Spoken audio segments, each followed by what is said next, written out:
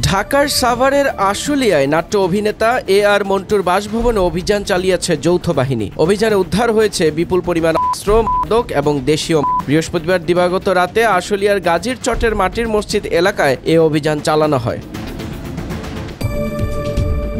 যৌথ বাহিনীর প্রেস বিজ্ঞপ্তিতে জানানো হয়েছে, গভীর রাতে এলাকায় ফাঁকা গুলির শব্দে আতঙ্ক ছড়িয়ে পড়লে স্থানীয়দের খবরের ভিত্তিতে অভিযান চালানো হয় অভিনেতা আর মন্টুর বাসভবনে। সেখানে পাওয়া যায় একটি বিদেশি পিস্তল, 2টি ম্যাগাজিন, 33 রাউন্ড শটগান ও পিস্তলের কার্তুজ, দেশীয় অস্ত্র, প্রায় 3500 পিস ইয়াবা, গাঁজা এবং দেশীয় মদ।